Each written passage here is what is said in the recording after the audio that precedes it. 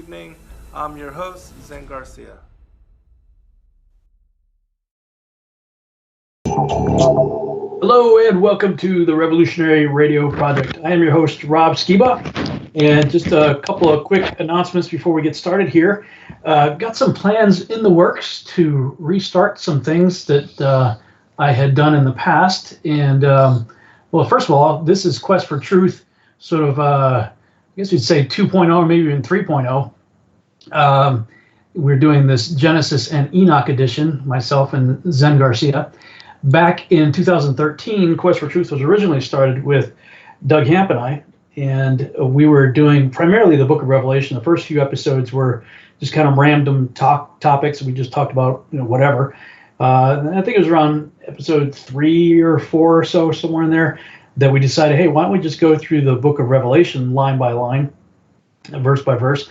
And so we did that for about a year or so, and we only got up to, I think we were supposed to, the next show we would have done would have been Revelation chapter 9, beginning of verse 1, when the show kind of imploded because of the whole flat earth thing. But prior to the show dissolving at that time, Doug and I had taken a break for a little while. We were kind of both doing our own thing, and then we came back together again in 2015 and did sort of a Quest for Truth Reloaded.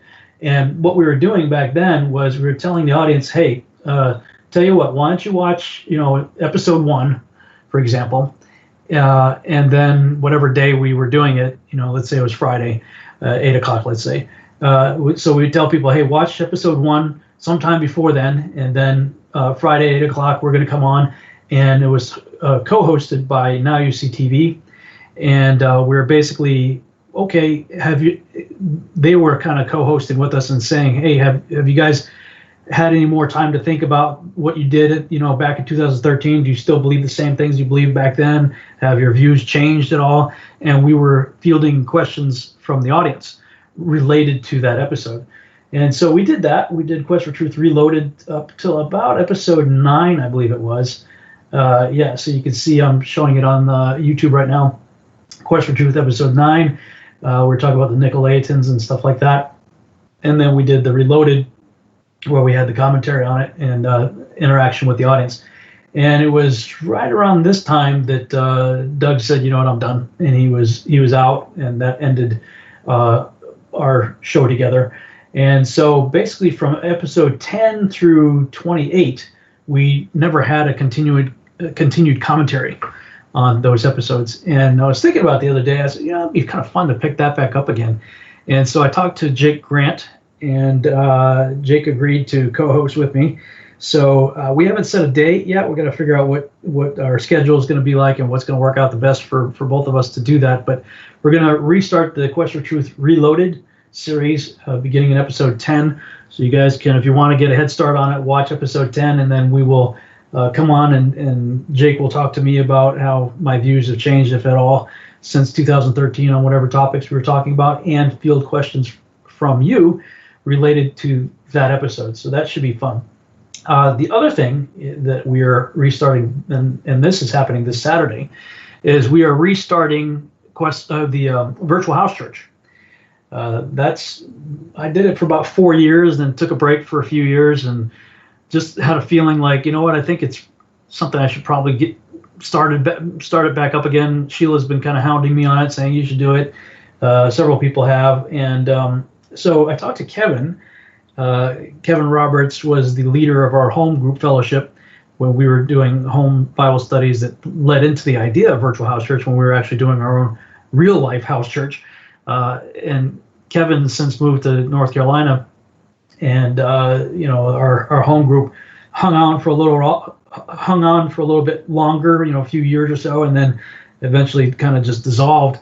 And so I talked to him. I said, would you be interested in coming on and maybe restarting Virtual House Church with me? Because he has such great insights. And he said, yeah, sure. So I'll probably bring Kevin and a few other people on to do our Virtual House Church Torah studies. And that will begin probably at 2 p.m. Central Standard Time this coming Saturday. So what's the date? Today is the 20th. So May 23rd, Saturday, May 23rd at about 2 p.m. Central Standard Time. So keep an eye out for that here on my YouTube channel. We'll be picking up with this coming weekend is the beginning of the Book of Numbers. So starting in Numbers chapter 1. So that should be fun. Looking forward to that. And of course, looking forward to our show this evening with my partner Zen Garcia for this study on the Book of Enoch. Zen, are you there, sir? I am, brother. Always an honor and a pleasure to be here with you and the listening audience. Yeah, man. Excited to jump back into it again. I think we're getting ready to jump into the animal apocalypse, I believe, this evening. But before that, I got an email from you this week. You released another book, looks like. Yeah, I'm releasing a book on the pre-Adamites and the Antediluvian world. Should be less than a month. If you're talking about the newsletter, I think my children are pre-released it, and so yeah, Nice. It should be coming out really soon. But I did a couple of shows on it to bring out some content, and it's interesting because even this evening I was speaking about a particular portion. It's called the Wulam Olam, and it's an old pictographic story from the native peoples, and it talks about the creation of the earth and then how the ancient serpent, came and basically went to war against it doesn't say children of Adam, but the good people, and then it led to the destruction of the earth, and I was talking about how also the depiction of it in the very first, where in the Bible it says Elohim created the heavens and the earth, it shows a flat plane and a vaulted dome over, and that's the symbol of creation at the very beginning. When was that written? Thousands of years ago, but it's an excerpt from a text, a manuscript that we published called the Book of Earth, and it's this woman that, like the writer of Paradise, the North Pole as the cradle of humanity, he brings forth all these ancient ideas and concepts on cosmology, and even though they are all, biblical cosmology with the flat plane of the earth and then the heavens spread out as a curtain above it, like it says in Isaiah, and just as this ancient manuscript as well. And she's a heliocentrist, but she still preserves all of the teachings and brings forth in ideology all of the ancient depictions of cosmology as we teach it. And so it's a fascinating manuscript. But I went through this whole ancient account and this ancient story, and it talks about how the earth was once uniform and like the shape of the back of a turtle, and it was called Turtle Island at that time. And then it speaks about how at the end, after the serpent came down and it started introducing war and disease and sickness and things like that, and starting to murder the good people, that there was a destruction, and that the Turtle Island, which was all one island and uniform like Pangea, that it was destroyed and the continents were separated and the tribes and the peoples and things of that nature were scattered. And so I connected it all to, the Genesis 1-2, the earth becoming without form and void, and talking about 2 Peter chapter 3 and all of that. And so it was a very interesting study. And I do cover that whole concept in very great detail in this particular manuscript, because, of course, I begin with the war in heaven and then go into the whole narrative of Genesis 1-2 and speaking about the Antediluvian age and the Atlantean times and all of that leading up to the enslavement of the pre-Adamites and then onward. And so it's going to be a very interesting book. Nice. Speaking of Antediluvian world, did you happen to catch the True Legends conference this past weekend? I did not. I did not have any time. Did you? I was going to ask you about that, actually. I did. Yeah, I I did the virtual well, it was the whole That's conference so was virtual. cool. So Yeah. I didn't watch everybody yet. I watched. Let me see. I watched Derek Gilbert first. His was an interesting talk. It's been a while. Let's see. Gary Wayne. Gary was the one that really kind of kicked things off about the sort of the gap theory, I guess you could say. Awesome. The pre-Adamites. Yeah. He kicked it off. I haven't watched Russ Dizdar yet. I plan to, but his stuff tends to be pretty heavy. He's like, it's like, I mean, I love the guy, but man, sometimes it's like, oh boy, that's some dark stuff right there. Yeah, really. He works in that world, so. Yeah. I listened to L.A. Marzulli, several, and Steve Whale, and I'm trying to think of who. There was another guy I watched too. Anyway, they were all talking about it, like almost. Really? Yeah, Dr. Michael. I watched his too. Like pretty much everybody. Surprising. Yeah, it's like pretty much everybody, at least that I watched, went down that path. They addressed it. Of course, I'm yelling at the monitor watching Gary Wayne. I mean, I love the guy. He's got some great stuff, but he has biblical cosmology on the screen. Like he has the Logos Bible software picture on the screen, and yet he's talking about the universe and the the Copernican model, and trying to say that the firmament is just the sky. And I'm like, oh no, really? Like you have the graphic on the screen, and I'm like, unfortunate. It was. I mean, if you can. If you come at that conference from what we would consider biblical cosmological worldview, it's very frustrating. Yeah, that would be so difficult much for me, right? Yeah, you'll be yelling at the. Yeah, I'm sure. It was good though. I mean, it was a good conference. I mean, I enjoyed it, but of course, they're all about Nibiru, Planet X, Wormwood. Tom Horn's got a new book, The Wormwood Prophecy. With the asteroid or whatever going to hit the Earth. And, I love Steve Quayle, but he's one of those guys that I can't listen to, kind of like Russ. I can't listen to a lot of it. Even there's like we had on the Christian side we had Steve Quayle, and then sort of on the secular sort of Christian side we had Alex Jones. And like if you listen to either or both of those guys like all the time, you're like, what's the use, man? I'm just give me a bullet. Yeah, exactly right. There's a lot of just you kind of feel hopeless sometimes. Yeah, it's like they try to end on a hopeful note. Yeah, but we got Jesus. And but I'm just like, okay, you guys are and of course LA's got a new book coming out that he's working on. It's all about the second incursion. So because he never skips a beat when it comes to that. It's like whenever he does a conference, he never mentions my name, but he always throws out my thesis. Right. He's like, some people teach that it was one of the wives of the three sons. He's like, I just can't go there. I can't. I'm like, okay, dude, I'm assembling my ammo. So right. That when he comes out with his book, I'm going to destroy it. I mean, Moses, like, the same guy who wrote Genesis 6:4 also wrote Genesis 9:18 and 19. And it tells you point blank, these are the three sons of Noah, Shem, Ham, and Japheth. And oh, by the way, Ham is the father of Canaan. Right. Exactly. And it says that through them was the whole earth populated. Right.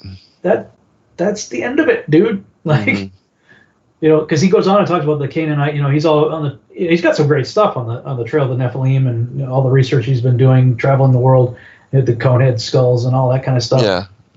And I believe the same way that there was a Nephilim diaspora in the time of Joshua, when the Israelites are going through the land and just wiping these guys out. Right. The commandment was to utterly destroy them, and they were doing a pretty good job of it. So at that time they drove the ones that they didn't utterly destroy were many of which scattered. They were scattered, or it says that some remained in was it Gaza and Gath and whatever. Right. And those are the ones that David and his boys had to take out. But yeah. many of the others took off, into Europe and then eventually over here to this side of the world. Mm-hmm. Right. But he's always talking about the Canaanites, and God had to wipe out the Canaanites, and these are Nephilim and blah blah. I'm like, yeah, but Ham is the father of Canaan. Right. Exactly. Yeah. It tells you point blank, dude. I mean, Right. So anyway, I still, they may not like me much, but I still love those guys. And Yeah, me too. I greatly respect all of them. I just wish they could. I mean, they're such great researchers, and yet for them not to be able to make that, and it's just an unwillingness, It's not that it's even difficult to establish the truth of cosmology. I mean, there's no curvature. I mean, that one thing alone, and then the whole thing of that we're spinning 1,037 miles an hour faster than the speed of sound and a bullet shot from the gun. I mean, all that is ludicrous too. And so it's not that difficult to establish the truth of cosmology. Yeah, I was watching, I believe it was Dr. Lake's presentation. And, these guys, of course, they all love the Book of Enoch and everything. And he was talking about time, and he was trying to say that it was either during Joshua's long day or Hezekiah's, sundial going backwards. That, and of course, I have to remind myself that was me 5 years ago. Mm-hmm, right. Trying to say, well, maybe the Earth's orbit changed, and the Earth didn't quite speed back up, or whatever. I'm like, dude. Uh-huh. But again, I had to just like, okay, that was me 5 years ago. So right. I believe the same thing. I would have made up the same kind of excuses when you just can't accept it. Yeah. Yeah, and it's unfortunate, because Gary and I are really good friends, and he's never really took a stance on cosmology, just because he's always declared that he hasn't really researched it, and he's a great researcher as well, and so it's unfortunate that, but I can see him going to that conference, that there is no way you can oppose it, because otherwise you would not be. So maybe he was. Oh, okay. So maybe he was given a signal. Right. He's saying one thing, but he's got it on the screen. He literally had the Logos software, biblical Hebrew cosmology on the screen when he was trying to describe, but it was trying to say the firmament was the sky and everything. Yeah, so he would have had to conform, to that whole. Otherwise, he wouldn't be invited back, or he'd be blacklisted. Yeah. Yeah, but. So did you pay for it? I wonder if you could still. No, I didn't. But if I can still pay for it and it's still up for me to review, I would be down for doing that. I just did not have the time because I'm trying to, I'm focused on, and whenever I'm sitting up in my wheelchair, I'm trying to get as much as I can done on my own stuff. And so and then in the evenings, almost every night last week, and, most of the nights this week, I have shows, I have broadcasts, so I don't get to watch at night because I'm doing radio shows, and then during the day I'm working. So come on, man. Slacker. You slacker. Yeah. Well, actually, I was a slacker. I literally didn't do anything like the whole weekend. Of course, Shabbat. Good for you, man. And not to do anything anyway. Yeah. But I was a total couch potato over the weekend. Yeah, Sabbath is tomorrow for me. Oh, that's right. You guys are on a sliding schedule. Mm-hmm. All right. So, any other announcements or anything else going on your side before we jump in? No, just, working hard on that, and it's good. I think that it's really good for people to take time off, and especially honoring the Sabbath, and, and I love just, especially if the day is sunny, to just be outside and to be outside in the creation, because, doing work on the computer, it's always inside the house and separate from the creation. And so, I like to like to use those days to be with the creation and with God and the Yeah. great mystery of everything. So Yeah, right on. All right. So I think it's chapter 80 for me and 81 for you. Does that sound right? I thought we had gone a little bit further, but maybe. Let's Let me check. look. I'm looking at 79. That was where, yeah, the seed's not going to bear stuff that the Okay. heaven shine. Oh yeah, the sun's going to do weird stuff. Yeah, so we covered that, I think, with the signs in the sun, moon, and stars. Mm-hmm. But yeah, and they shall transgress and think themselves gods. Yeah. Yes, right. So Mm-hmm. we covered that. Okay, so let's see, I got 5 minutes. I should be able to get through this. Chapter 80 in the Lawrence. He said, O Enoch, look on the book which heaven has gradually dropped down, and reading that which is written in it, understand every part of it. Then I looked on all which was written and understood all, reading the book and everything written in it, all the works of man, and all of the children of flesh upon earth during the generations of the world. Immediately after I blessed the Lord, the King of glory, who has thus forever formed the whole workmanship of the world. And I glorified the Lord on account of his long suffering and blessing towards the children of the world.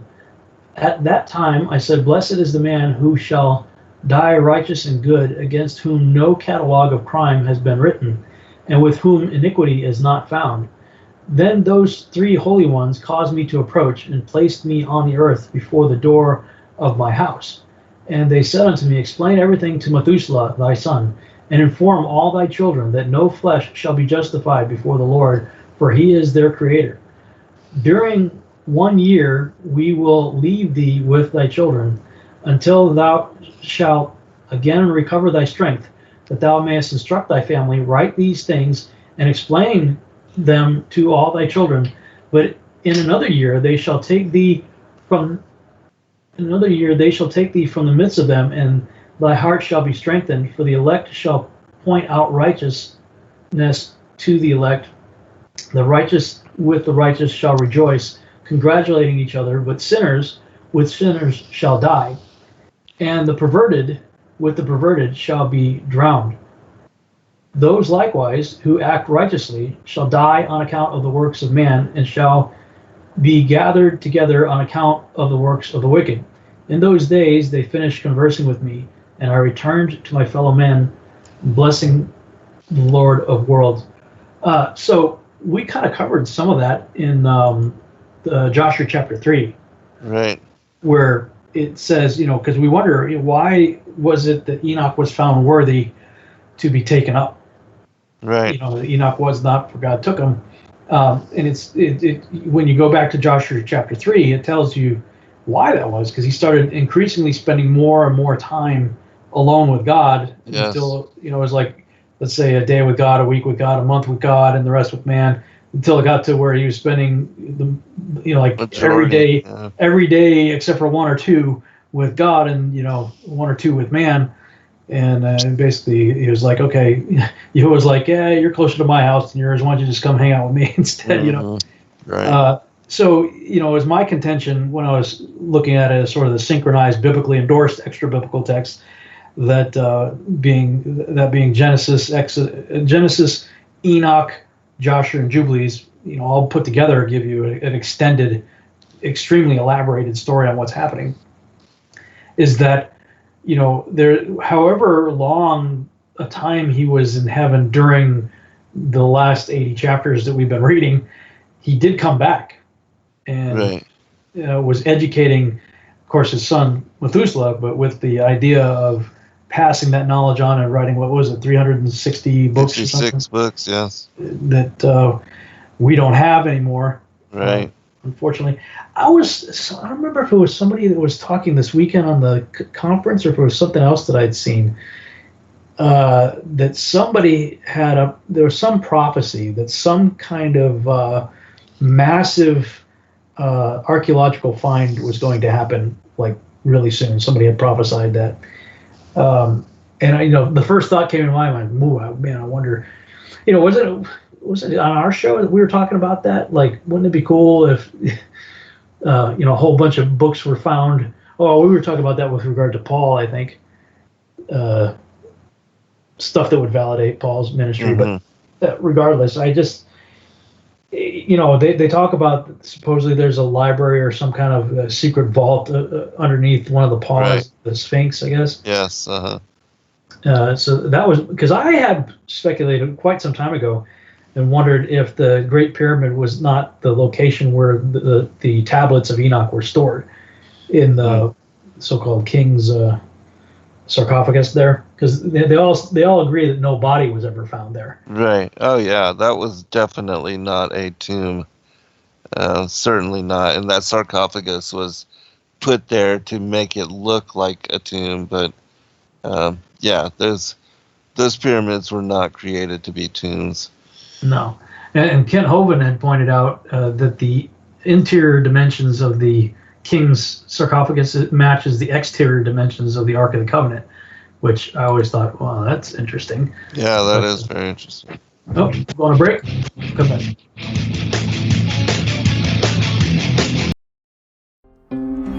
Every day, many truth seekers are constantly studying alone. But there is a place where we can come together. The Digital Readers Club is our online ecclesia meant for those who've forsaken churchianity but still want the closeness of a family to study with. Join us every Saturday at 7 p.m. Eastern Time to put together the puzzle pieces of truth scattered throughout the ancient scriptures.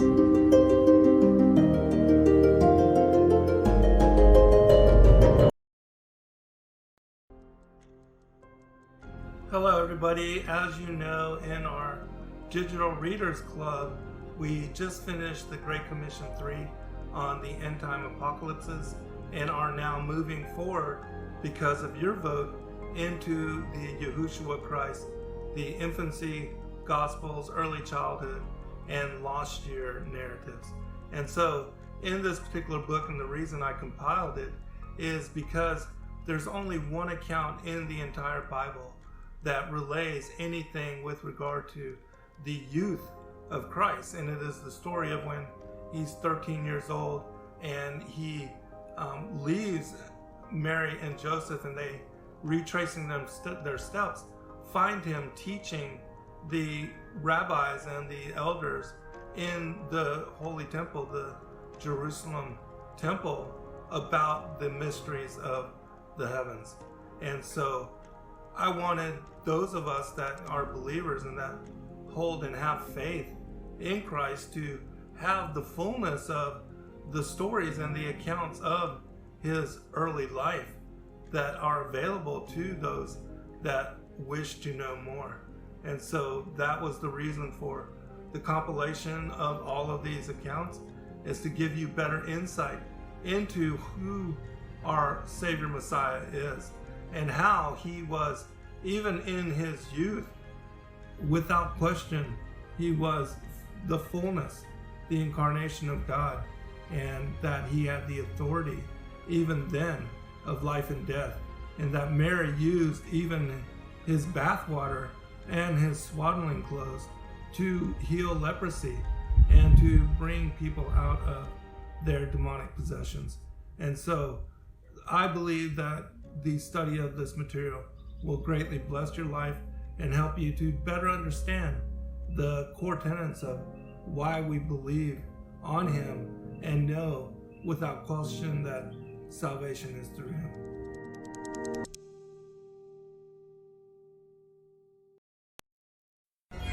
Every day, questions arise.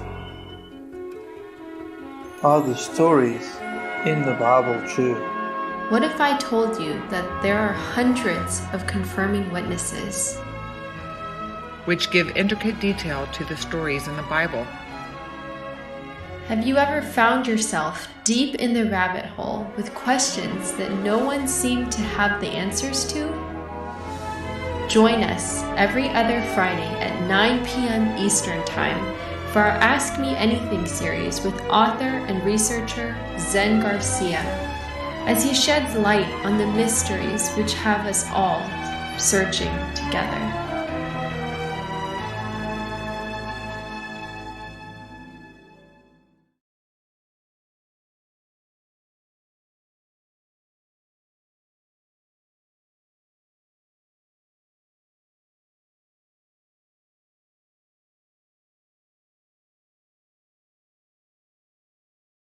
On the Revolutionary Radio Project. I'm your host, Rob Skiba, and right before the break, we were talking about the time that Enoch was spending going back and forth, and how he was up in heaven for however long he was during the previous 79 chapters, and then he was brought back to Earth to teach his son Methuselah what needed to be taught. And are you of the opinion, Zen, that that the Great Pyramids were built by the house of Seth?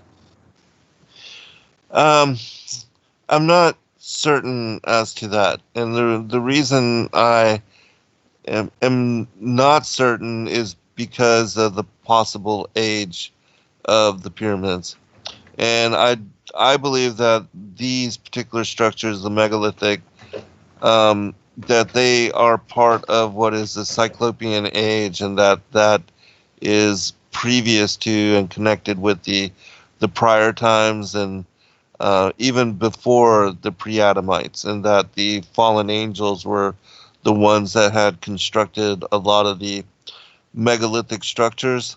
But I do know that it does, in some places, attribute the pyramids as having been built by Enoch. Mm-hmm.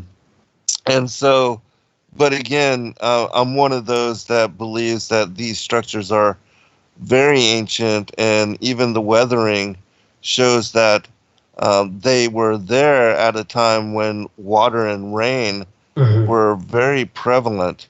And even if it wasn't water and rain, but maybe perhaps even, one of these prior judgments and of a flood that had occurred in ancient times. And this is going back again to Genesis 1:2, because I believe that there was a flood that destroyed everything, and that the word there in 2 Peter chapter 3, the word perished, it speaks about utterly destroying, completely annihilating, and so I believe, and even in Genesis 9:11, it speaks about how there was a time when everything, all flesh, was cut off, and I believe that is also a reference to this previous flood and previous destruction, which dates back to the Genesis 1:2.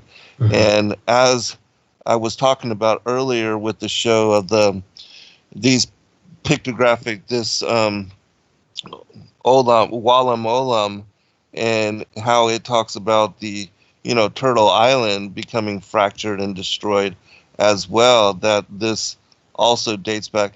And the other thing is that when this occurred, it speaks about in Genesis 2:4 how there was not yet any rain and no man to till the ground, and that there was a mist that went up from the face of the earth that, nourished everything with water. And in this particular text, it speaks about how there was a fog that encased the world in similarity.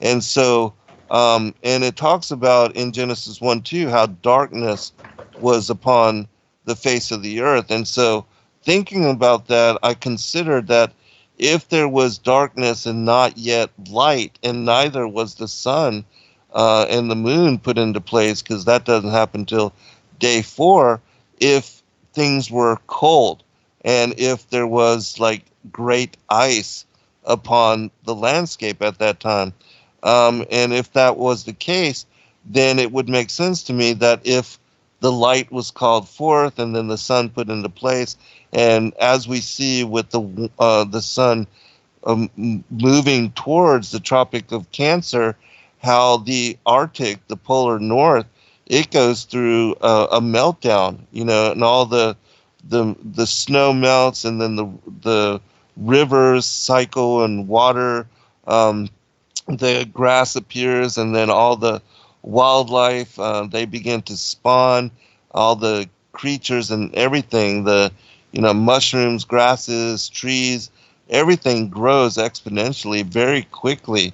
And so I wonder that if this sort of thing occurred during that time, and if there was this global ice age, or I say global with parentheses, Yeah. but if there was this ice age worldwide, and then the light coming out, and then, if all that ice was suddenly melted, and then that's what elevated the ocean levels, then that would be the point at which we would see the ocean levels changing. And then we see a lot of what was the cities that were created, like Yanaguni, Dwarka, and this supposed pyramidal complex over there where Cuba is, that these huge metropolitan areas that are now at the bottoms of the oceans, well, they were once where, the areas of land were above the water. And that it also speaks about in ancient times that before this supposed darkness and the ice and everything and all these ice caps, that there was a time when everything was warm and temperate. And, I don't know how all that plays into the ancient past as well, but it does speak about in Hesiod's Works and Days how during the reign of the demigods, part of the Sumerian kings list, that this was a golden age, and that, everything was perfect and in harmony, and there was no, real challenge to life, that they enjoyed abundance of pleasure, and that it wasn't until they fell away and started involving themselves in evil and darkness and calling up entities from the below, that God brought judgment upon them, and the Atlantean culture and kingdom was destroyed both from below and from above. That, the lightnings and destructions and that the land opened up and swallowed, and there were earthquakes and tsunamis and, all kind of cataclysm, and that the land was disappeared, submerged below the sea.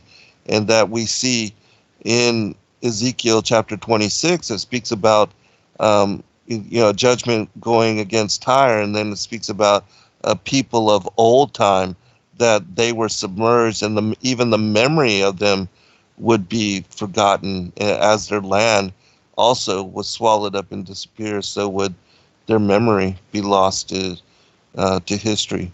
And so I connect all these things to the possibility of this ancient occurrence in this ancient past. And so, yeah, that's where I stand on a lot of the Cyclopean and the megalithic structures. But I do know that there are some texts that allude to Enoch as having been the creator of the pyramids. But, the Emerald Tablets of Thoth speak about the Atlantean priest king as being a creator of them after the diaspora, from the destruction and the submergence of Atlantis.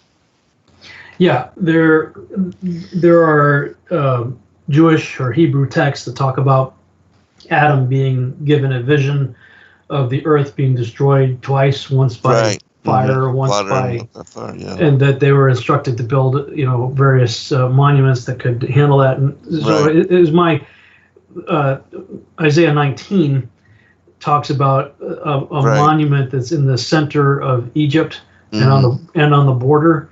Yes. And the Great Pyramid is the only thing that fits that description. Mm-hmm.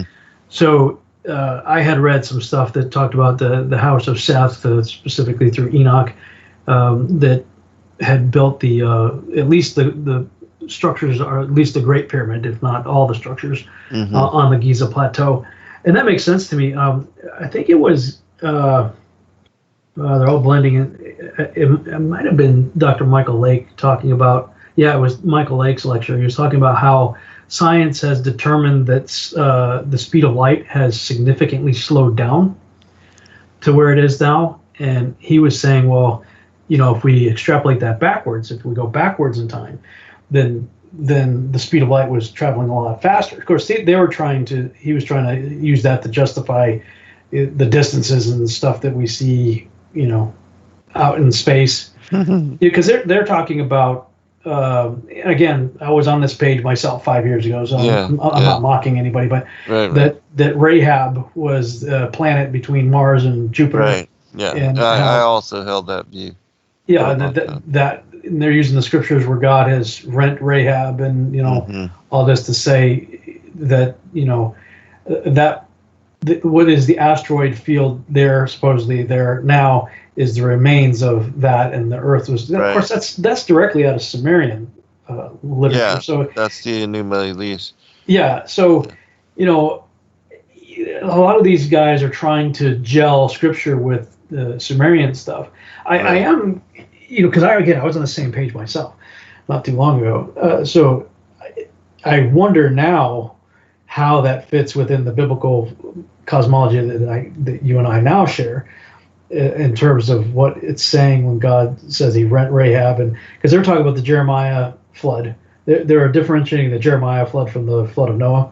Right. Yeah. And that's exactly what I'm talking about. Yeah. And they shared the same view that many of the, if not most of the megalithic structures may have been remnants of that destruction. Mm-hmm. Right. I could go either way on that because I don't trust the dating methods. So, when somebody gives a date for something, I'm like, yeah, whatever. Right. Exactly. Just because the amount of assumptions that go into, the circular reasoning and the assumptions that are involved with the dating processes, I don't trust it. Right. We're talking the Sumerian King's List, though. That's interesting. It's like, okay, you either have to believe that they were real and that they did live those extended periods of time, which automatically puts us out of the Genesis 1, 2, and following verses, because from Genesis 1, 2 forward, you've got about 6,000, 10,000 maybe 10,000 on the outside, but pretty much about 6,000, 6,000 to 7,000 years of history from now, dating back to Genesis 1, 2.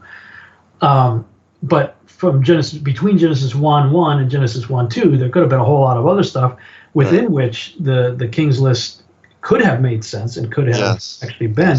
So you either have to accept that could be, or that we're dealing with massive typos in, in adding too many zeros or what have you, regarding the extreme longevity of these people. Right. Right. So but yeah, you'd probably be really intrigued because they were all on that page during the conference. Yeah, it fascinates me that so many people are now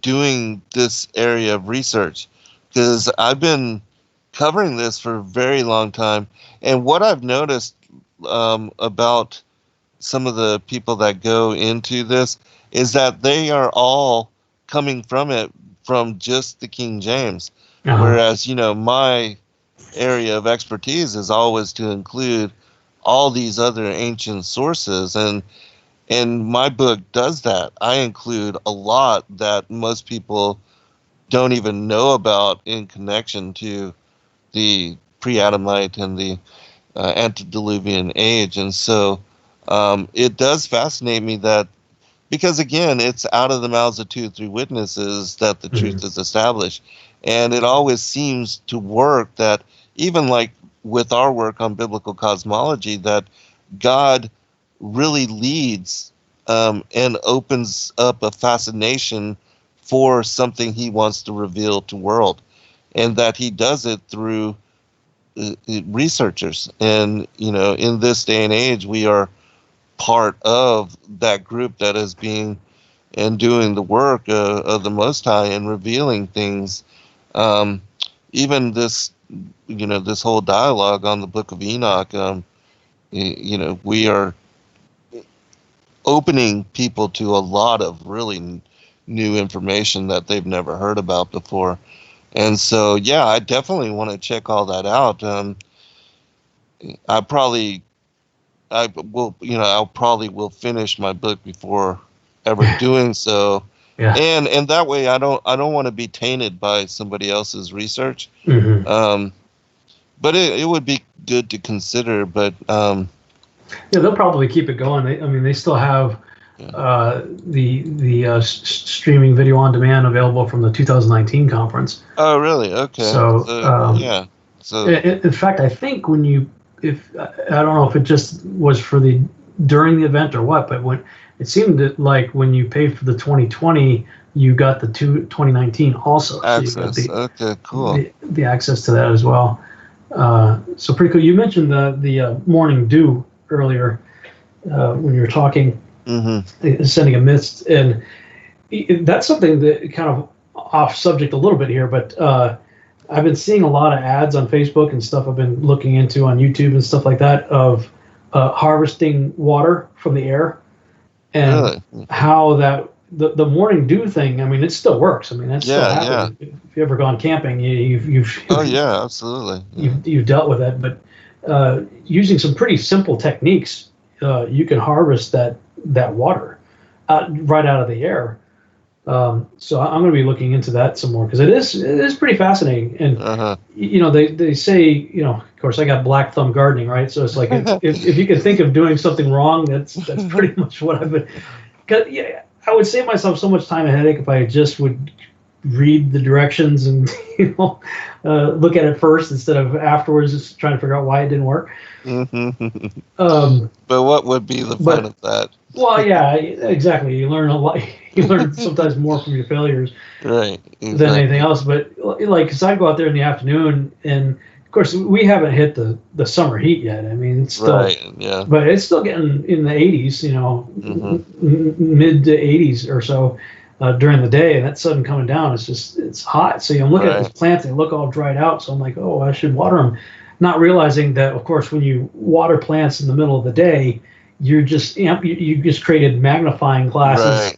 Right.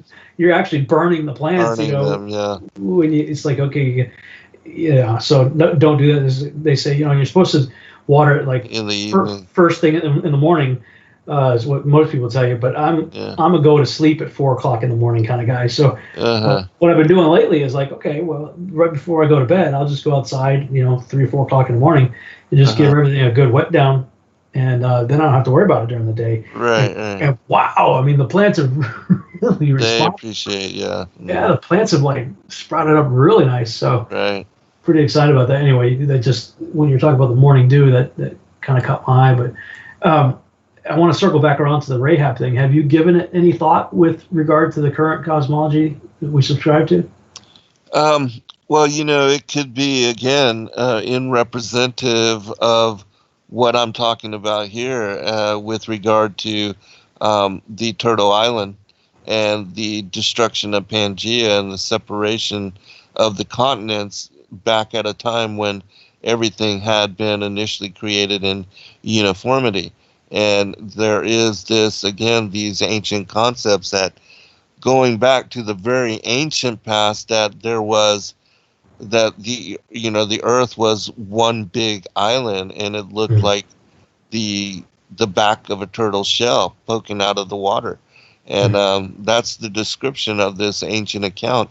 And then when you look at the Book of the Earth, there's also mention of this in some of the other older cosmologies.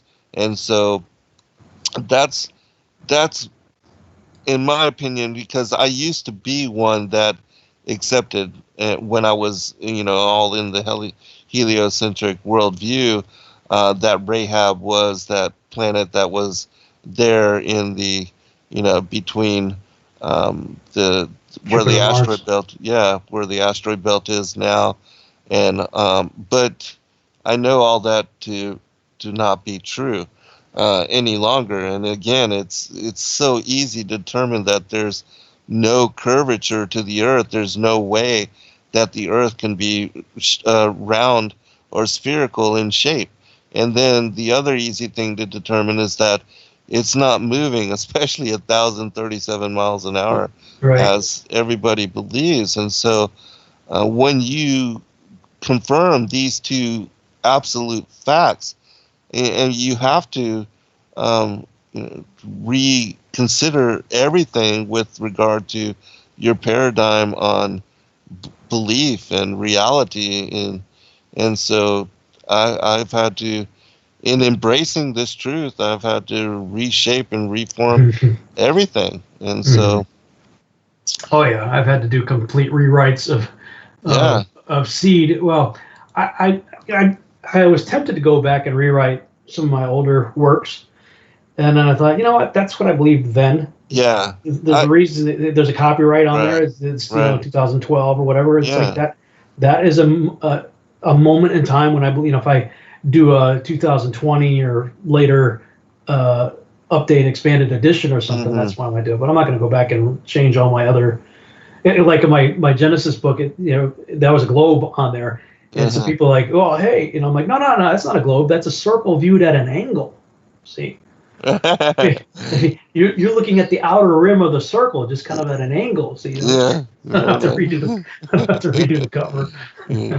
Yeah, and I think it's good to leave an account of our awakening and our growth, and to show people, we didn't have all the answers either, and we learned, and God gave us the revelations as we opened ourselves to new possibility. And it's unfortunate that so many people are unwilling to take that step, but at least we were, because no matter what, I'm always going to stand for truth. And the incredible thing about this particular truth is that it unlocks the Bible and the Book of Enoch.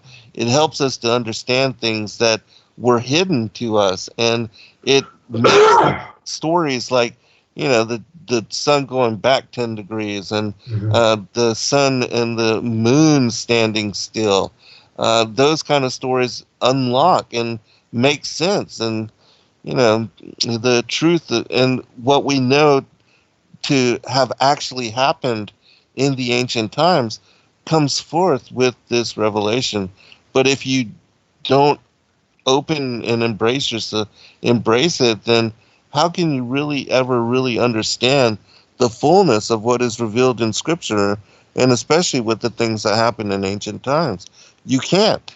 And that's the sad thing about, so many being unwilling to go to this length. Yeah, I think it was about this time last year that I started going through archives of shows that I've done, as well as other people's shows that I was on. And because people were trying to say, my tree logo is Kabbalah, and everybody's like, what's with the 33 and what's with the this? I'm like, you bunch of morons. I've been talking about this for a decade now, Right. And somebody recently was like, what are you talking about gardening for? How come you're not talking about the mark of the beast? And I'm like, well, because what else am I going to say except I told you so? Yeah, right.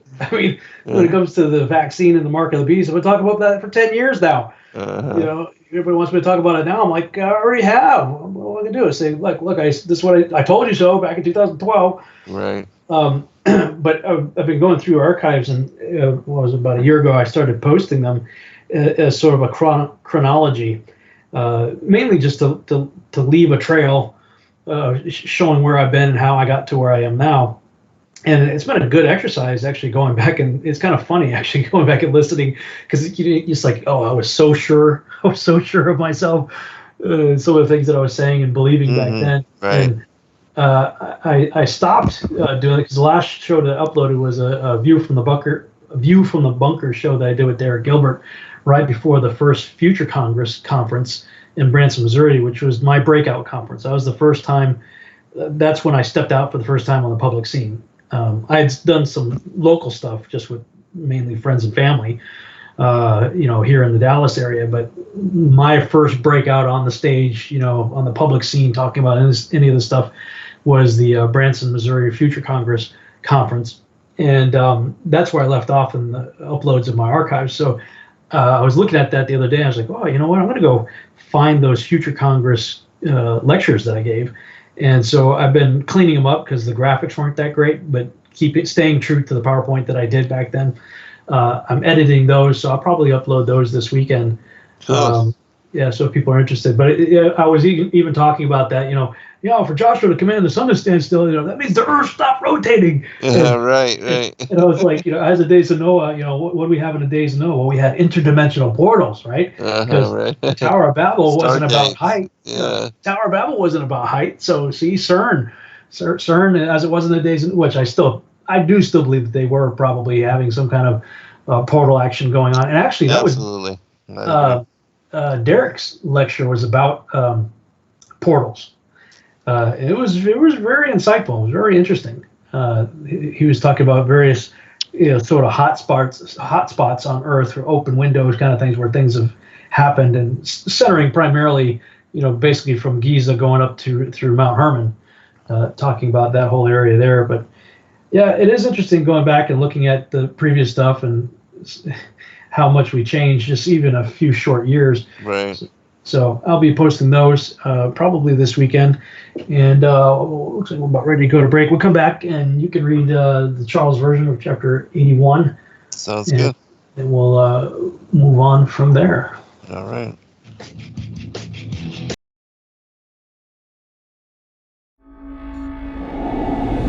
Many truth seekers are constantly studying alone. But there is a place where we can come together. The Digital Readers Club is our online ecclesia meant for those who've forsaken churchianity, but still want the closeness of a family to study with. Join us every Saturday at 7 p.m. Eastern Time to put together the puzzle pieces of truth scattered throughout the ancient scriptures.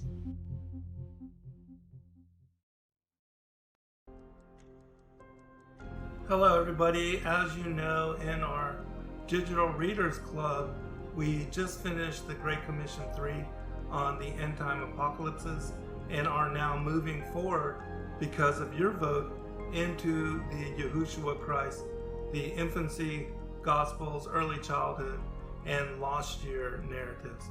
And so in this particular book, and the reason I compiled it is because there's only one account in the entire Bible that relays anything with regard to the youth of Christ, and it is the story of when he's 13 years old and he leaves Mary and Joseph, and they, retracing their steps, find him teaching the rabbis and the elders in the Holy Temple, the Jerusalem Temple, about the mysteries of the heavens. And so I wanted those of us that are believers and that hold and have faith in Christ to have the fullness of the stories and the accounts of his early life that are available to those that wish to know more. And so that was the reason for the compilation of all of these accounts, is to give you better insight into who our Savior Messiah is and how he was, even in his youth, without question, he was the fullness, the incarnation of God, and that he had the authority even then of life and death, and that Mary used even his bathwater and his swaddling clothes to heal leprosy and to bring people out of their demonic possessions. And so I believe that the study of this material will greatly bless your life and help you to better understand the core tenets of why we believe on him and know without question that salvation is through him.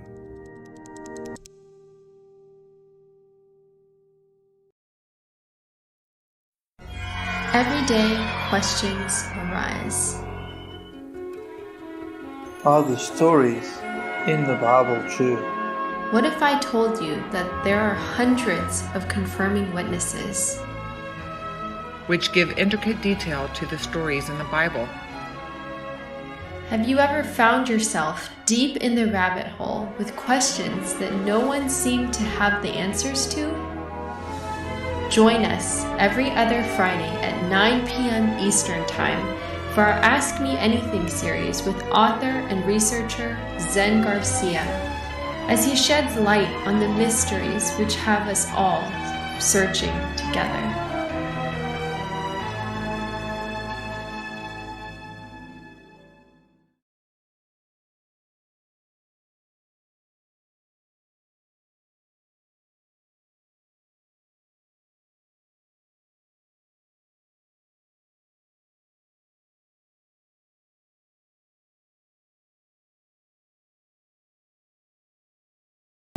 And we're back on the Revolutionary Radio Project. I'm your host, Rob Skiba, and we are in the second hour of the broadcast, already flying by as usual. So, Zen, you want to go ahead and read the Charles version, chapter 81? And it is crazy to me how these shows go by so fast. Oh, man. But, yeah. All right.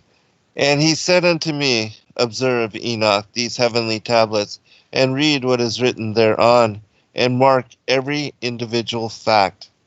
And I observed the heavenly tablets, and read everything which was written thereon, and understood everything, and read the book of all the deeds of mankind, and of all the children of flesh that shall be upon the earth, to the remotest generations. And forthwith I beseech the great Lord, the King of glory, forever, in that he has made all the works of the world. And I extolled the Lord because of his patience, and blessed him because of the children of men.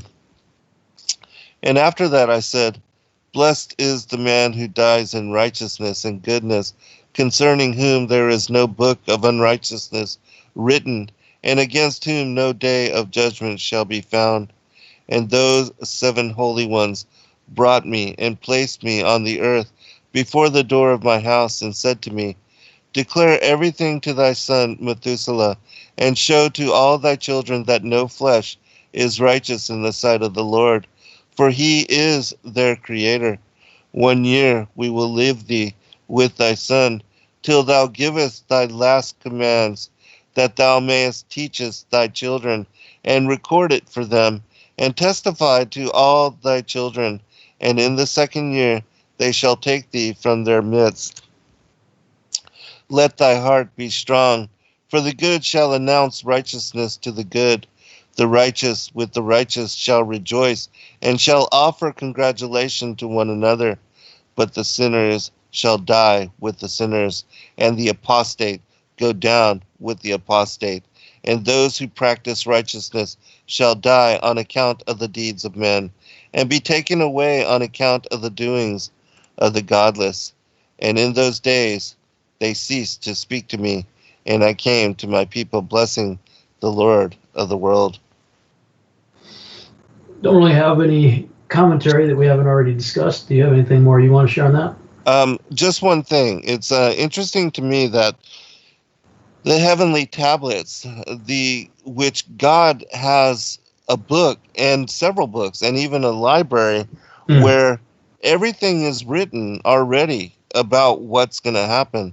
And it shares this, that, the heavenly tablets have been read from by not only Enoch, but we see that in Jubilees that Moshe is also shown and given the story of Noah, and all of that, and how he read from the heavenly tablets, and how the changing of the calendar and the Sabbath and all of that would take place, and that was written therein, and how his sons would fall away and sacrifice to idols and eat blood and get involved in abomination. And so everything is revealed and known, and we're about to go into what are called the dream visions, and that is part of this account of all the generations of man, because it talks about in the Assater, the secret book of Moses, that Adam was given 5 books, the books of creation, when he was cast forth from paradise. And one of them was the book of the generations of man. And the other, the book of the signs, one was the book on the luminaries, and another, the book of the wars of the Lord. And these particular texts describe prophetically what we see as the different portions of the book of Enoch, which is, again, interesting because it says that he passed them on to Enoch after his death, and then Enoch to Noah and Shem and Abraham and on and on. But when we get to the Testament of the 12 patriarchs, even they describe how they read about what their sons and their children are going to do, and they warned them from the prophecies of the books of Enoch, the righteous. And it mentions that in those particular scrolls.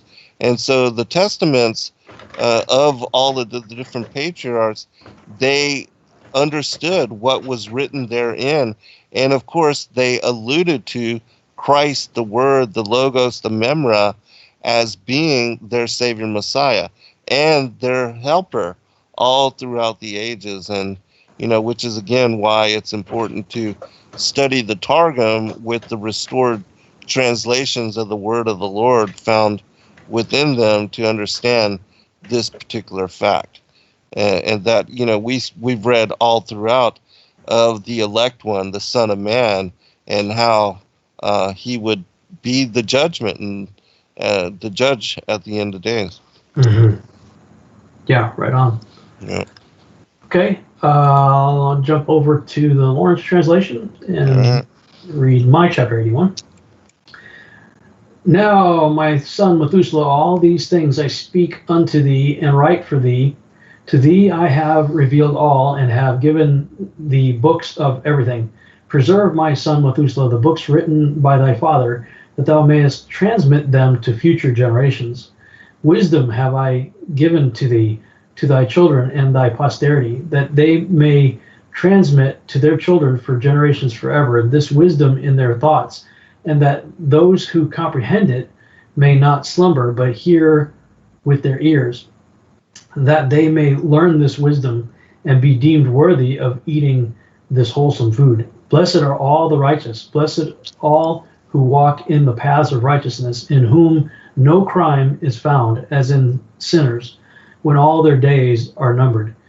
With respect to the progress of the sun in heaven, it enters and goes out of each gate for 30 days, with the leaders of the 1,000 classes of the stars, with 4 which are added and appertain to the 4 quarters of the year, which conduct them and accompany them at 4 periods. Respecting these, men greatly err, and do not compute them in the computation of every age, for they greatly err respecting them, nor do men know accurately that they are in the computation of the year.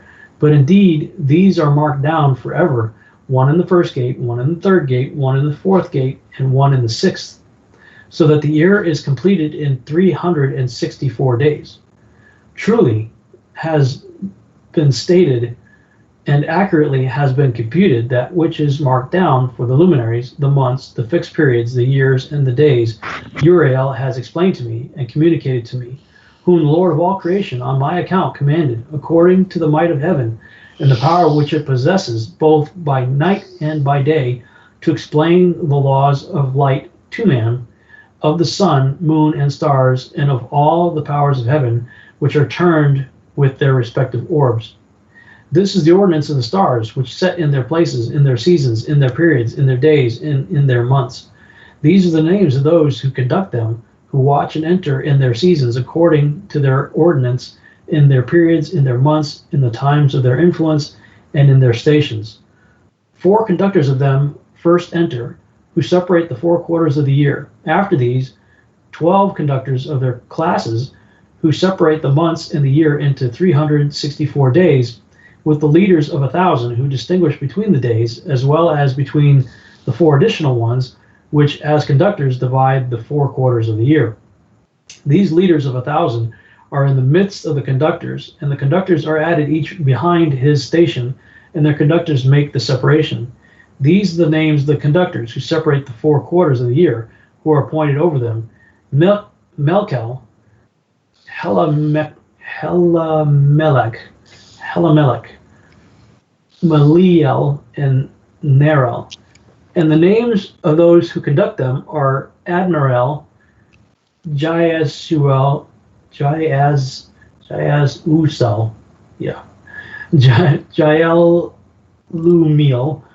Jael-Lumiel. These are the 3 who follow after the conductors of the classes of stars, each following after the 3 conductors of the classes, which themselves follow after the conductors of the stations, who divide the 4 quarters of the year. In the first part of the year rises and rules Melchias, who is named Tamani and Zaheh. All the days of his influence during which he rules are 91 days. And these are the signs of the days which are seen upon earth. In the days of his influence there is perspiration, heat, and trouble. All the trees become fruitful. The leaf of every tree comes forth, the corn is reaped, the rose and every species of flowers blossoms in the field, and the trees of winter are dried up. These are the names of the conductors who are under them: Barkel, Zelzabel, and another additional conductor of 1,000 is named Heloyelef. The days of whose influence have been completed. The other conductor next after them is Halemelech, whose name they call the splendid Zehe. All the days of his light are 91 days. These are the signs of the days upon earth, heat and drought, while the trees bring forth their fruits, warmed and concocted, and give their fruits to dry. The flocks follow in yin. All the fruits of the earth are collected, with everything in the fields, and the vines are trodden. This takes place during the time of his influence. These are their names and orders, and the names of the conductors who are under them, of those who are chiefs of 1,000. Gadael, Kiel, Heel. And the name of the additional leader of 1,000 is Asphael. The days of his influence have been completed. That was a lot. It's a mouthful of weird names. All right, chapter 82. All right, Charles. And now, my son Methuselah, all these things I am recounting to thee, and writing down for thee, and I have revealed to thee everything, and given thee books concerning all these. So preserve, my son Methuselah, the books from thy father's hand, and see that thou deliver them to the generations of the world. I have given wisdom to thee and to thy children, and thy children that shall be to thee, that they may give it to their children for generations. This wisdom, namely, that passeth their thought, and those who understand it shall not sleep, but shall listen with the ear, that they may learn this wisdom, and it shall please those that eat thereof better than good food. Blessed are all the righteous, blessed are all those who walk.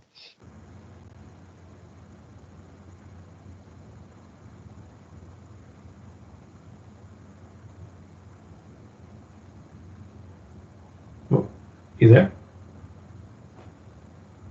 I think I lost you. Zen? I see you're still connected, but I no longer hear you. Hello? I think we lost Zen. Hang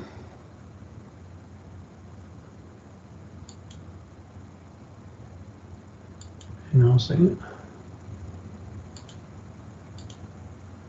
Joe, are you there? Everybody's still connected, but I no longer hear anybody. Can you guys still hear me in the chat room? You can hear me, but we can't hear Zen. Thanks, James. Appreciate that. Okay. Oh, okay. Yeah, it looks like, let's see if I can pop him back in here. Hang on a second. Sorry about this, guys. Try to add him back into the call here.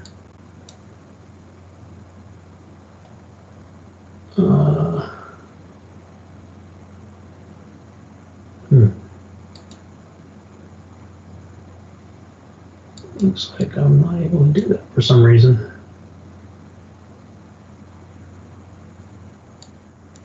Oh. Yeah,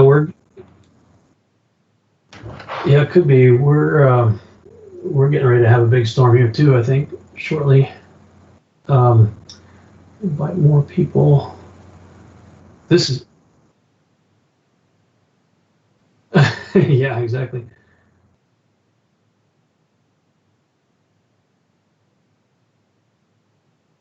Yeah. Yeah. Let's see. Why can't I add him back in here? I'm trying to add him back in. Okay.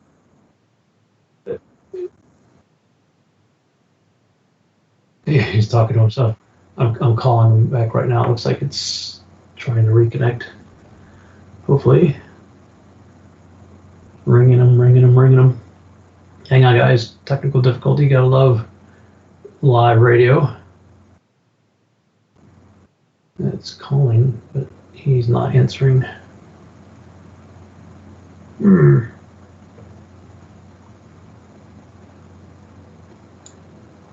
Justin, are you able to connect with him by phone and maybe see if he can even hear his Skype coming in?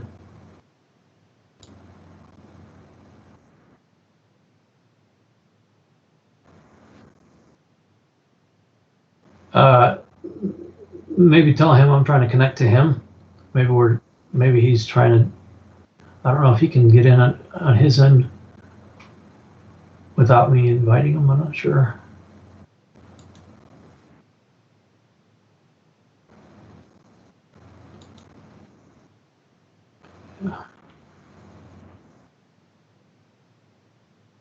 No worries. You want me to try to add him, or you want to try to add him? Are you able to add him on your end? You know what? I don't even know if I'm still connected to TFR, actually.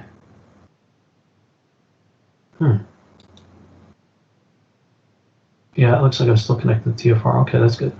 So I'm still connected on TFR, and I am dialing Zen again. Come on, Zen.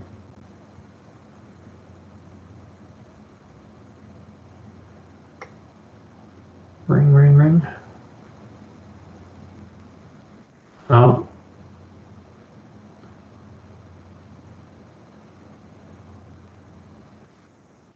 What's the matter? Oh, his internet's out? Okay, well, great. I guess I'm going to tap dance for the next 45. I got it. All right. Well, let me see. I can pick up where he left off, I suppose. Well, I'm not going to read all this because it's the same. It's pretty much the same. It's just going to have to deal with all those long names again. So I will go back over to the next chapter. Well, it's kind of a bummer because I'm wanting to eventually edit me reading all of the chapters that I've read so far of Lawrence, and when we finish the Book of Enoch, and then edit all the chapters that Zen read from Charles, and upload both as like an audiobook. So I guess we'll have to have Zen at some point later on read the rest of that chapter for us for that purpose anyway. So let me go to, looks like, that's weird.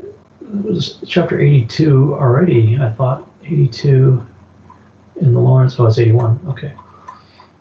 All right. Chapter 82 in the Lawrence translation. And now I have shown thee, my son Methuselah, every sight which I saw prior to thy birth. I will relate another vision which I saw before I was married. They resemble each other. The first was when I was learning a book, and the other before I was married to thy mother. I saw a potent vision, and on account of these things besought the Lord.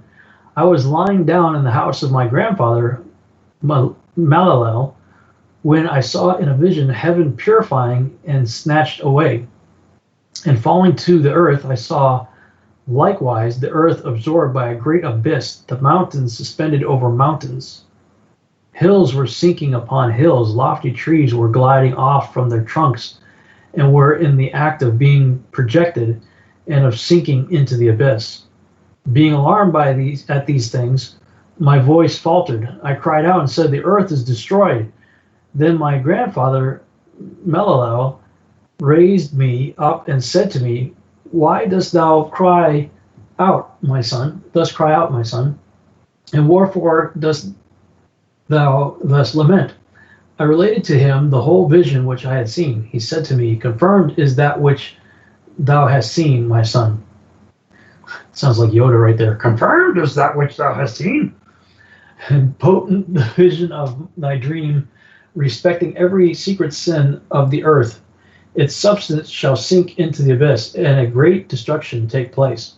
And my son, now, my son, rise up and beseech the Lord of glory, for thou art faithful, that a remnant may be left upon earth, and that we would not wholly destroy it. He would not wholly destroy it. My son, all this calamity upon earth comes down from heaven. Upon earth shall there be a great destruction. Then I arose, prayed, and entreated, and wrote down my prayer for the generations of the world, explaining everything to my son Methuselah. When I went out below, and looking up to heaven, beheld the sun proceeding from the east, the moon descending to the west, a few scattered stars, and everything which God has known from the beginning, I blessed the Lord of judgment and magnified him, because he hath sent forth the sun from the chambers of the east, that ascending and rising in the face of heaven it might spring up and pursue the path which has been pointed out to it. It's kind of weird, like he's jumping back and forth to this descriptions of the heavenly luminaries here, like as if it wasn't already addressed thoroughly in the previous chapters, although they're giving us a little bit more insight on different things here. So this was a vision Enoch apparently had before he was married to Methuselah's mother. Like he had a vision of the coming flood. And then it sounds like Methuselah, why dost thou cry out, my son? Yeah, anyway, I don't have much to add to that. So I'll just keep going here. Chapter 83. I lifted up my hands in righteousness and blessed the Holy and the Great One. I spoke with the breath of my mouth and with a tongue of flesh, which God has formed for all the sons of mortal men, that with it they may speak, giving them breath, a mouth, and a tongue to converse with. Blessed art thou, O Lord, the King, great and powerful in thy greatness, Lord of all the creatures of heaven, King of kings, God of the whole world, whose reign, whose kingdom, and whose majesty endure forever and ever. From generation to generation shall thy dominion exist. All the heavens are thy throne forever, and all the earth thy footstool forever and ever and forever. So we wonder where Isaiah got that. The earth is his footstool. Again, there are many references that we find in Scripture that have precedence only in the Book of Enoch. I'm not aware of anything prior to that. Certainly if we accept that Enoch was written in the pre-flood time frame. For thou hast made them, and over all thou reignest. No act whatsoever exceeds thy power. With thee wisdom is unchangeable, nor from thy throne and from thy presence is it ever averted. Thou knowest all things, seest and hearest them, nor is anything concealed from thee, for thou perceivest all things. The angels of thy heavens have transgressed, and on mortal flesh shall thy wrath remain until the day of the great judgment. Now then, O God, Lord and mighty King, I entreat thee and beseech thee to grant my prayer, that a posterity may be left to me on earth, and that the whole human race may not perish, that the earth may not be left destitute, and destruction take place forever. O my Lord, let the race perish from off the earth which has offended thee, but a righteous and upright race establish for a posterity forever. Hide not thy face, O Lord, from the prayer of thy servant. Chapter 84. Oh, it looks like Zen's saying, call me back. Okay, let me try you back. Zen's saying, call me back. We will try once again. Ringing him now. Ring, there we go. All right, sorry about that, everyone. Hey, my tap dancing shoes were, I was getting ready to lace them up. Well, good. I'm glad I was able to get back on. Yeah, me too. Otherwise, the last segment of the show could have been really boring. Right. So I kept reading a few chapters. Okay, good. We're about ready to go to break anyway, but yeah. I'm trying to see Where do we get to the animal apocalypse? It seems like it's taking forever here to get to I think it's like right after this chapter.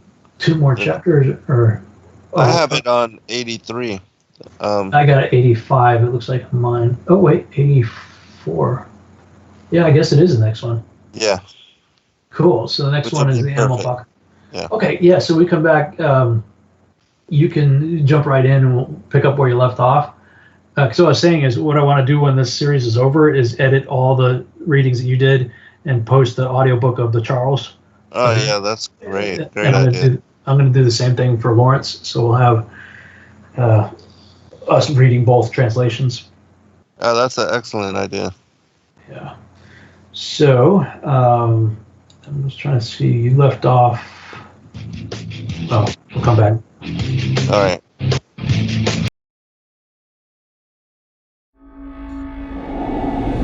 Many truth seekers are constantly studying alone.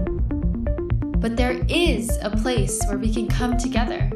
The Digital Readers Club is our online ecclesia meant for those who've forsaken churchianity but still want the closeness of a family to study with. Join us every Saturday at 7 p.m. Eastern Time to put together the puzzle pieces of truth scattered throughout the ancient scriptures.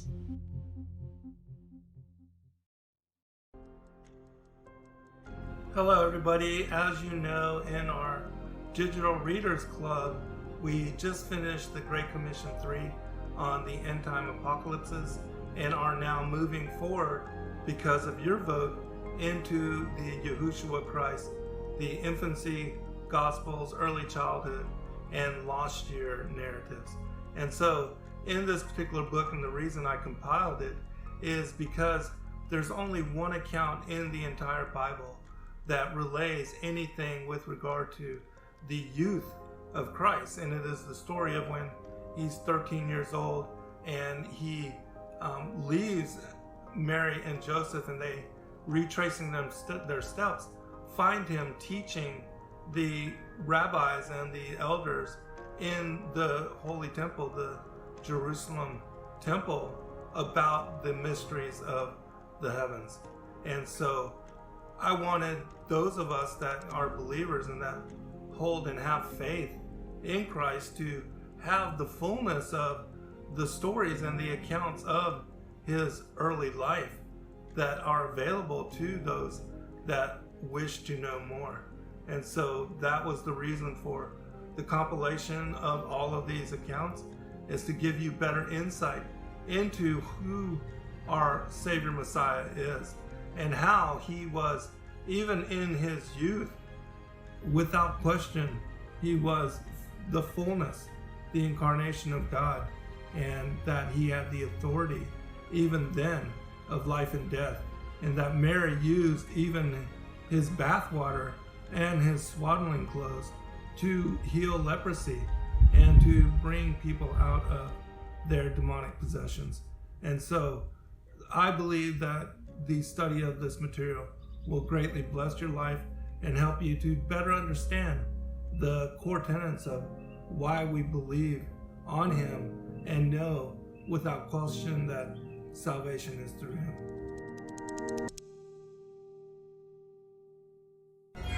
Every day, questions arise. Are the stories in the Bible true? What if I told you that there are hundreds of confirming witnesses? which give intricate detail to the stories in the Bible.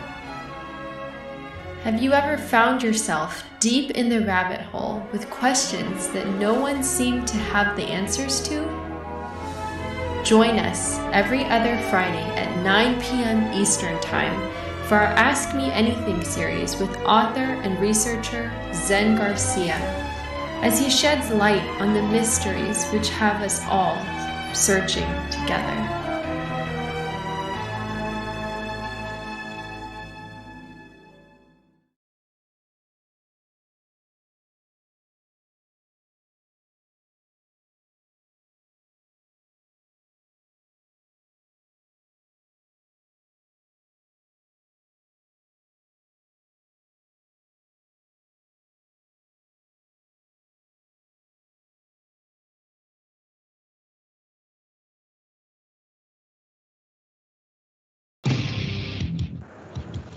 And we're back on the Revolutionary Radio Project. I'm your host, Rob Skiba, for the final half-hour segment of the broadcast. Come on, how many of you guys were headbanging to that music?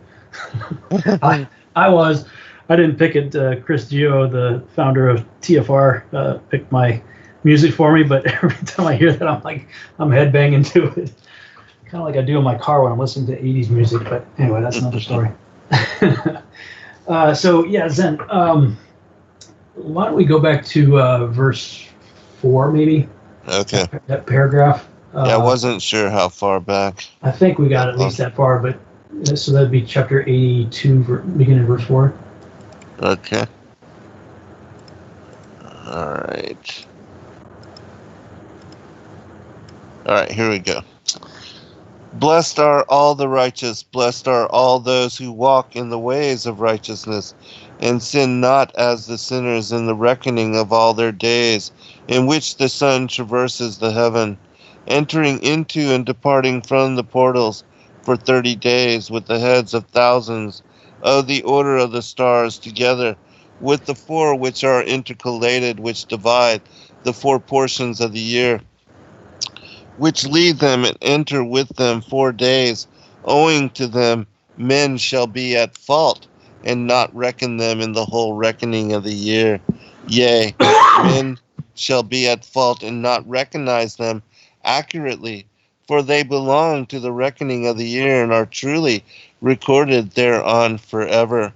One in the first portal, one in the third, one in the fourth, and one in the sixth, and the year is completed in 364 days, and the account thereof is accurate, and the recorded reckoning thereof exact. For the luminaries and the months, and the festivals and years and days, has Uriel shown and revealed to me, to whom the Lord of the whole creation of the world hath subjected the host of heaven. And he has power over night and day in the heaven, to cause light to give light to men, sun, moon, and stars, and all the powers of the heaven which revolve in their circular chariots. And these are the orders of the stars which set in their places and in their seasons and festivals and months. And these are the names of those who lead them, who watch that they enter at their times, in their orders, in their seasons, in their months, in their periods of dominion, and in their positions. There are 4 leaders who divide the 4 parts of the year. Enter first, and after them the 12 leaders of the orders, who divide the months, and for the 360 days. There are heads over thousands who divide the days, and for the 4 intercalary days there are the leaders which sunder the 4 parts of the year. And these heads over thousands are intercalated between leader and leader, each behind a station. But their leaders make the division, and these are the names of the leaders who divide the 4 parts of the year, which are ordained: Milkiel, Hamelech, and Melugiel, and Narel, and the names of those who lead them: Adnarel, Ijasuel, and Elomiel.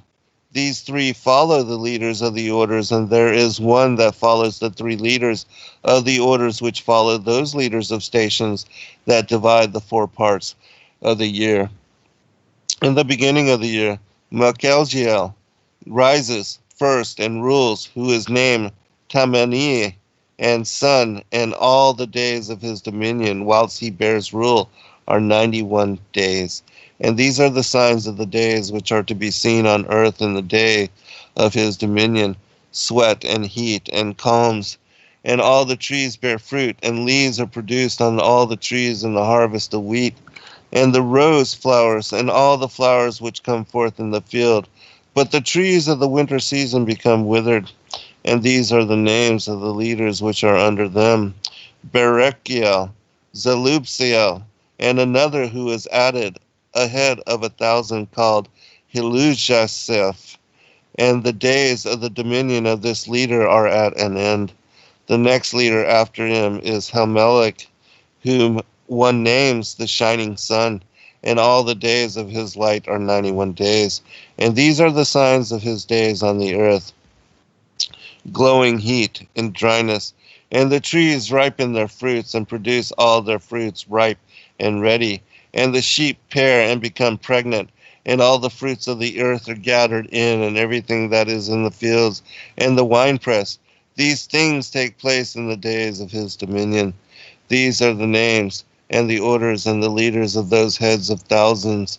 Gedaljallah, and the orders of Keel and Heel, and the names of the head of 1,000, which is added to them, Asphael, and the days of his dominion are at an end. And you handle those names a lot better than I do. I just try to read through them, syllable by syllable. Yeah, Charles helps you out with the sort of the syllable vowel kind of markings on there. Mm-hmm, right, yeah. Lawrence is like, yeah, just go with it. Yeah. Good luck. Have fun. Right. Do you want to give any commentary on that before you moved on to another chapter? Yeah, just really quickly, I'll just say that, again, as we discuss with chapter 71 on the course of the Great Luminary, it is in the first gate that you have the winter solstice occurring.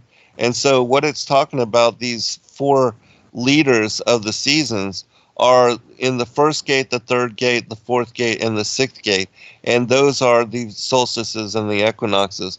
The winter solstice is when the sun is on the first gate, and the vernal equinox is when the sun is on the third gate.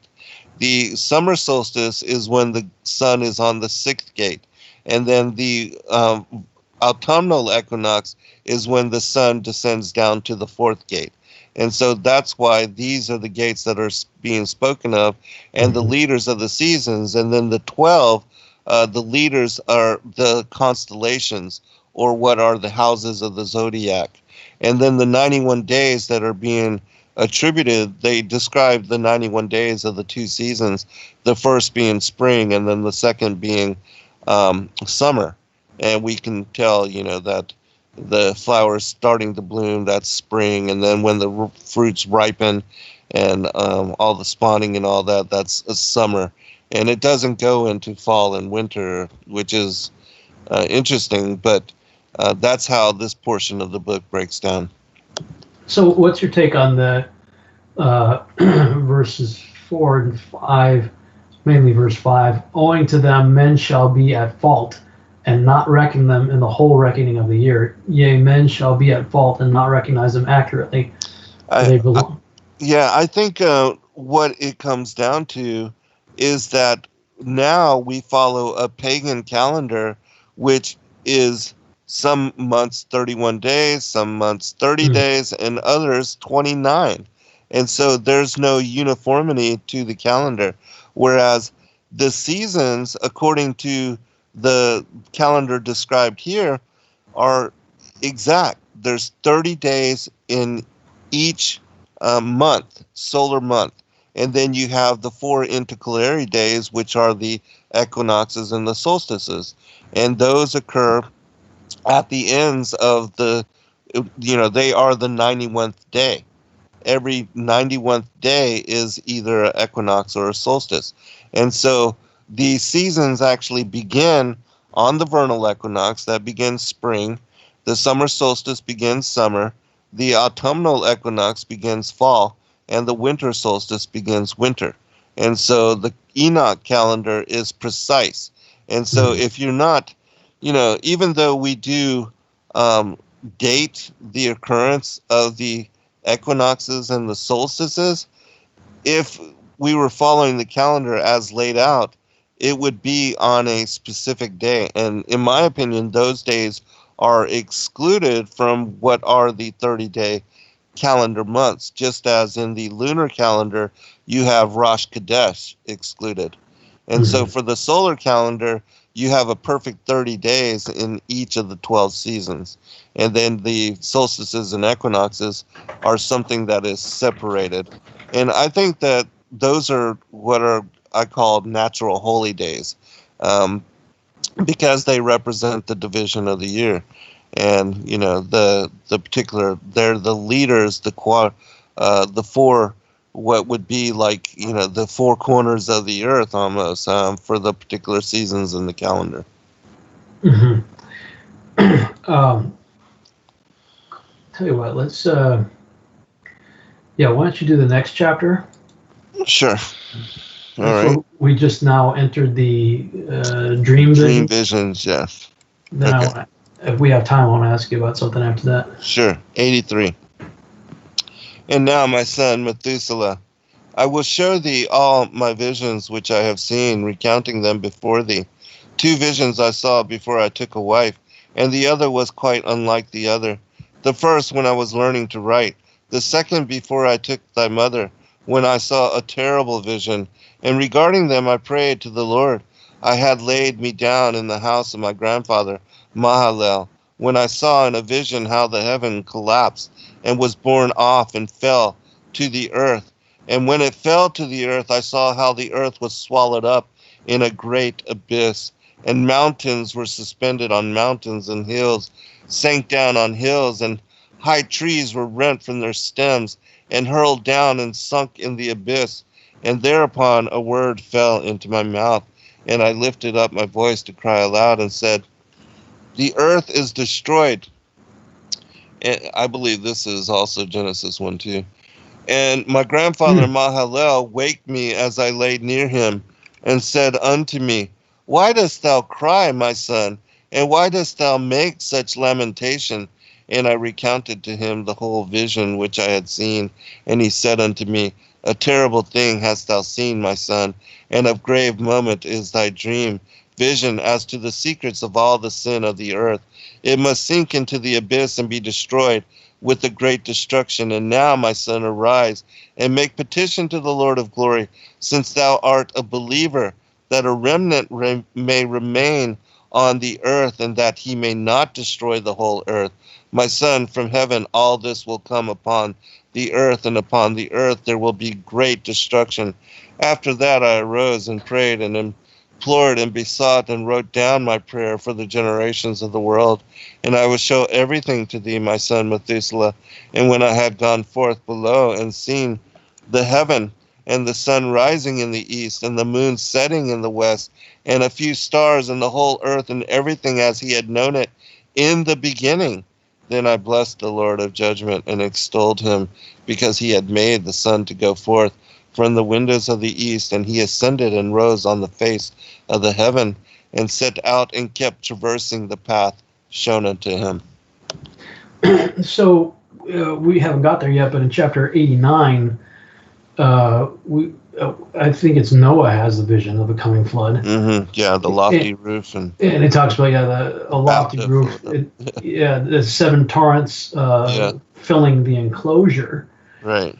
So it's interesting. You think this is a vision of the Genesis 1:1 flood. Yes. Because in this one it says, and I saw in a vision how the heaven collapsed. Right. And was borne off and fell to the earth. Right. So that is different. Yes. This vision, it's like, if we assume it's always been a snow globe, in this vision, it completely collapses in and just destroys. Completely destroyed, yes. Which would make the tohu vavohu thing interesting. Absolutely. Whereas Noah's vision of the coming flood is the ceiling's intact and the windows are opening up in it and filling it up. So that's an interesting take. Although his grandson or grandfather Mahalalel took this as a portent of things to come. Right. But he's showing, in my opinion, what had already happened, with the previous destruction. Because also those trees, remember, because I believe that what we see now as some of these mountains that have been hewn off, that these are the stumps of trees. And that in the First World Age, not only were there massive, gigantic trees, but there were also, the titans, the going back to the Atlantean times, that there were giants that could be 450 feet tall, that are now petrified and take the form and shapes of mountains, as Mud Fossil University speaks about. And so, I think this is that destruction that he's seen, just in the same way that Jeremiah and Ezekiel also see and receive this vision of this destruction that already was. Fascinating. Yeah, I mean, I've never really entertained the idea of a pre-Adamic civilization until very recently. So this is like, I'm like a kid in a candy store with a lot of this stuff. It's like, Right. ooh, that's something new to look into. Check that out, you know? Yeah, absolutely. Yeah, they certainly talked about it quite a bit, and they made a. Again, it's one of those things. You know, he the answers a matter before he hears it. It's folly, right? Yes, exactly. I had never really given the argument of my full attention. I guess you could say, until this past weekend. Of course, you've been talking about it as well, and we've been talking about it here on the show. But like this past weekend was like, okay, this is pre-Adamic 101. Like, right. And they were going through like scripture, this, that, and the other thing, and various things. We got about 10 minutes before the end of this show.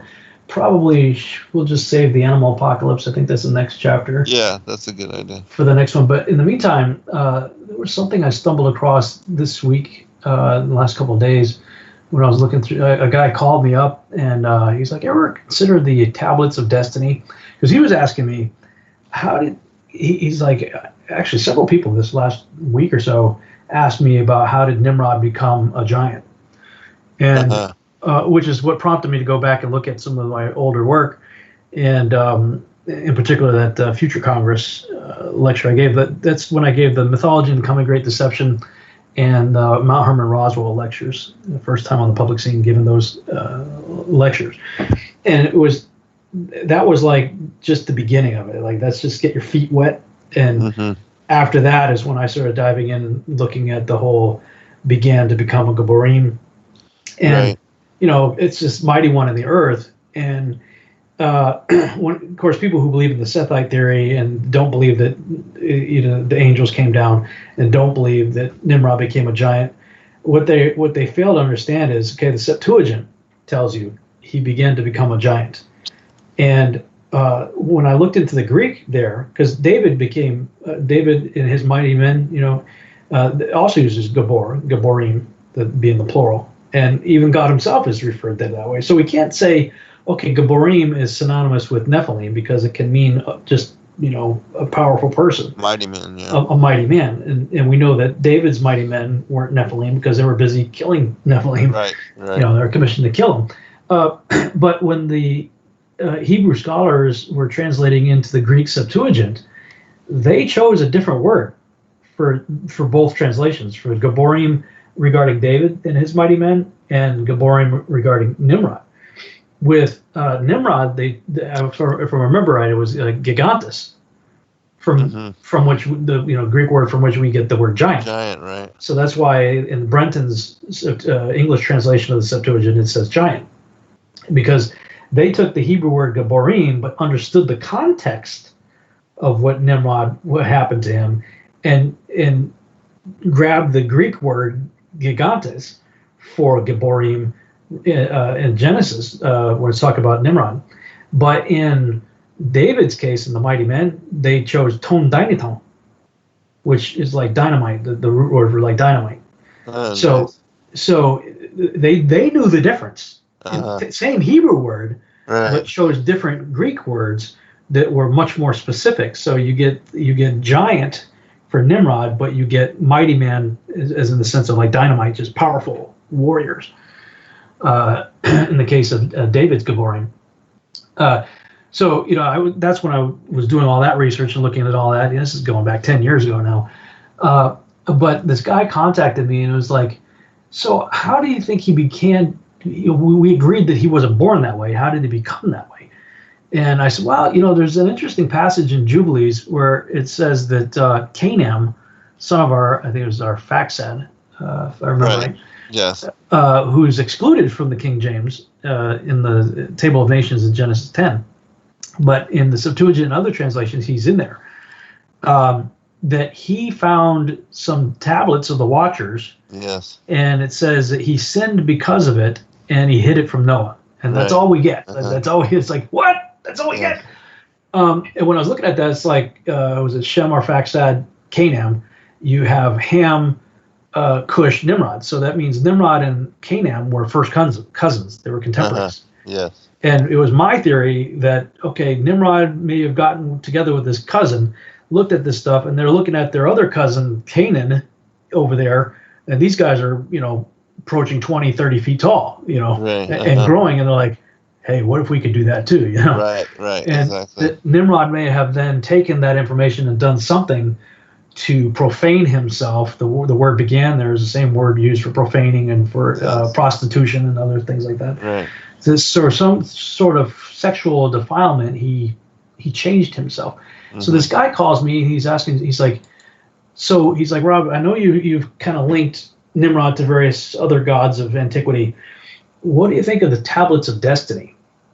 And I wasn't aware of the Tablets of Destiny. Were you? Have you ever heard of the Tablets of Destiny? Yeah, I haven't actually. I've got it up on the screen. Oh, of course, we got 5 minutes left in the broadcast. Right. Yeah, this will be a rabbit trail for you then, because it's been one for me. I love reading extra stuff. Yeah, this is the Tablets of Destiny are on the breast of Marduk, from the ancient image of Marduk. The Tablets of Destiny are clearly seen. It says, in Mesopotamian mythology, the Tablets of Destiny was envisaged as a clay tablet inscribed with cuneiform writing, also impressed with cylinder seals, which, as permanent legal document, conferred upon the god Enlil his supreme authority as rule of the universe. Others talk about records that the arrival of the sons of Anu in the valley between the two rivers. The first object was brought with them were 2 or more tablets of shiny bronze-like appearance that held immense power and knowledge. And so I'm going, okay, now there's one of 2 ways I can look at this, maybe 3 ways, but at least 2 ways. The Tablets of Destiny being these are the tablets that maybe Canaan found, that Nimrod used to sin because of it and profaned himself and became a giant, or could these have something to do with the writings of Enoch? Don't know. Yeah, very interesting and something to consider. And I do remember reading about that these things were prized amongst the Anunnaki.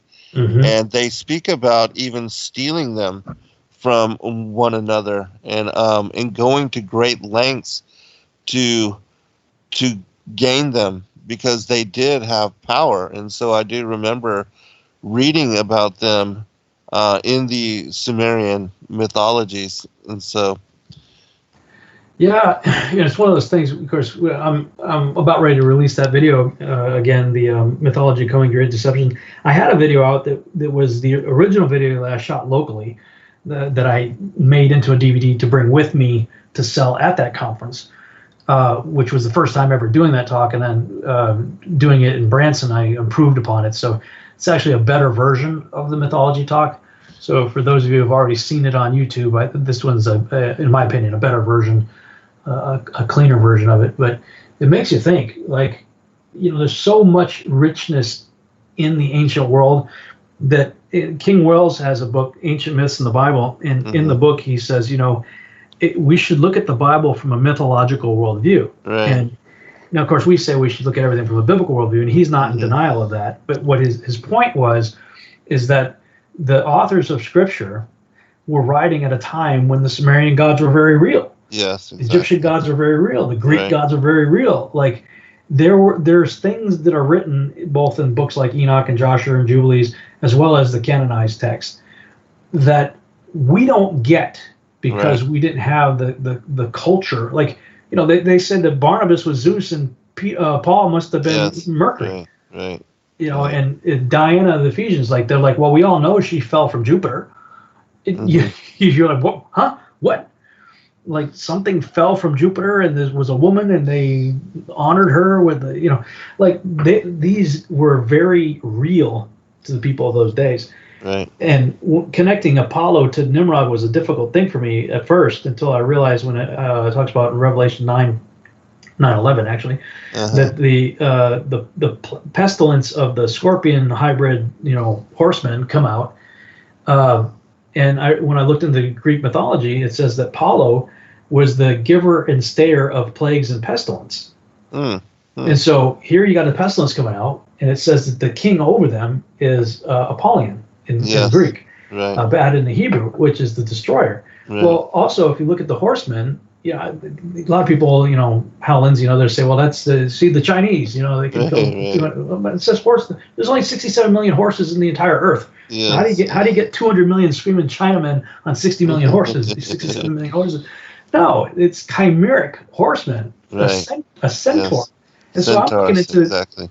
Yeah, I'm looking into the mythology of the centaur, and it tells you that the centaurs came from a guy named Centaurus, who was a son of Apollo. Interesting. So so like when John wrote this, everybody back then would have been, oh yeah, okay, we got chimeric centaurs coming up out of the bottomless pit, and then they'd be like, yeah, they would have made the immediate connection that we're missing. And I know you're passionate about this stuff, and I certainly am too. And wow, we're out of time already, but awesome. We'll pick up, I guess, next week on your show next Thursday. And guys, stay tuned for Virtual House Church this weekend, and some other cool stuff on the horizon. So thanks, everybody. Right, brother. Be blessed. Good night, all. God bless. Good night, everybody.